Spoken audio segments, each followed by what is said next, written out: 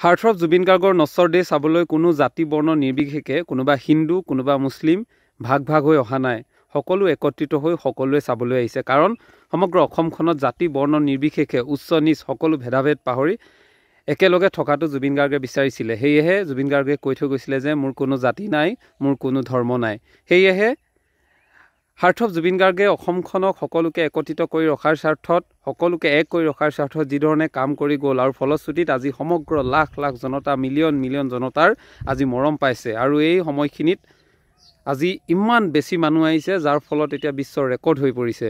আৰু সেয়েহে জুবিন গাৰ্গে যি ধৰণৰ বাৰ্তা দি থৈ গ'ল সমগ্ৰ অসমখনক ধৰ্মৰ নামত ভেদাভেদ নকৰি সকলো একত্ৰিত হৈ থকাৰ, এই বাৰ্তাবোৰ যাতে আমাৰ ৰাজনৈতিক নেতাসকলে বুজি পায়, আমাৰ ৰাজনৈতিক নেতাসকলে প্ৰতিটো ক্ষেত্ৰতে হিন্দু মুছলিম কৰি যি ৰাজনীতি কৰে, তেওঁলোকে যাতে আমাৰ এই জুবিন গাৰ্গৰ আদৰ্শৰ দ্বাৰা অনুপ্ৰাণিত হৈ ৰাজনীতি কৰে, তাৰে আমি আহ্বান জনাইছোঁ। কাৰণ চাওক, জুবিন গাৰ্গৰ নশ্বৰ দেহ চাবলৈ কোনো হিন্দু কোনো মুছলিম এনেকৈ অহা নাই। সকলো আহিছে, হিন্দু মুছলিম জৈন শিখ কোনো বাকী নাই, প্ৰতি ধৰ্মৰ লোকেই আহিছে।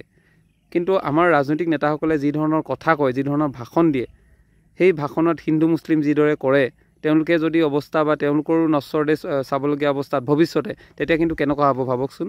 সেই জুবিন দাই শিকাই থৈ গৈছে জাতি বৰ্ণ ধৰ্ম নিৰ্বিশেষে উচ্চ নীচ কোনো নহয়, মানুহ সকলো সমান, সকলোৰে কাটিলে তেজ ওলায়। সেয়ে সকলো সমানভাৱে থাকিব লাগে, ইয়াত কোনো ভেদাভেদৰ সৃষ্টি হ'ব নালাগে, যিটো আমাৰ জুবিন দাই শিকাই থৈ গ'ল।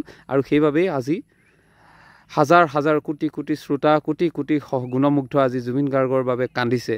আৰু যাৰ প্ৰভাৱ কিন্তু আজিও পৰি আছে। জুবিন গাৰ্গে যিদৰে কৈ থৈ গ'ল, তেওঁ ঢুকালে বা তেওঁ নাইকিয়া হৈ গ'লে এসপ্তাহ বন্ধ হ'ব। আজি চাওক, আপুনি সকলোবোৰ দোকান পোহাৰ বন্ধ হৈ আছে।